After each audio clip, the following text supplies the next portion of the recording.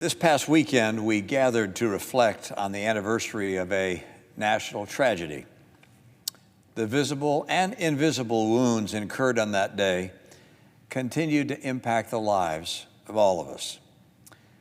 In the last 2 decades since 9/11, our nation has demonstrated enormous resilience, imponderable sacrifice, and pursued justice in dangerous lands, often under perilous conditions. We've asked our service members to do so very much to keep us safe, and they've responded with uncommon courage.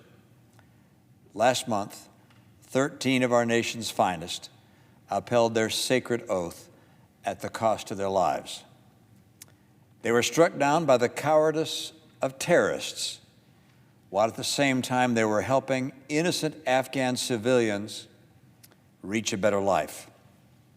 Over 100 Afghan civilians were also killed on August 26th in that terrorist attack at the Kabul airport, and many more were grievously wounded. We also hold in our hearts the American service members who suffered those terrible injuries that day. On September 11th, 2001, Taylor Hoover from Sandy, Utah, was just 11 years old. 9 years later, he was a staff sergeant in the Marine Corps. He would go on to serve 3 tours of duty in Afghanistan and earn both the respect of his fellow soldiers abroad and the admiration of those who knew him well and loved him here at home. As we recently gathered in Salt Lake City to mourn the life of Staff Sergeant Hoover, it was clear that this deep admiration was shared by thousands of the people of Utah. While our hearts were heavy with grief as his family shared their memories of Staff Sergeant Hoover, they were embraced by the crowd one by one as the ceremony concluded, and our communal bonds emerged ever stronger. Another brave Utahn also risked his life and sustained life-threatening injury while supporting the evacuation operations at the Kabul airport that day.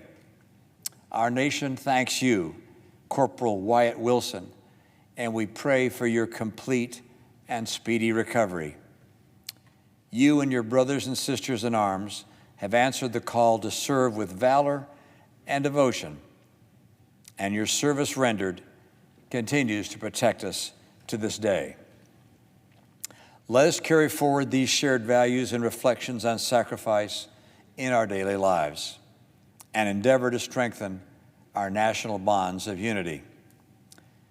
May God bless our nation's fallen and our wounded, and may He bless also their families and all the service members who are today in harm's way. We're indebted to those known for their bravery, sacrifice, and heroism. Thank you, Madam President.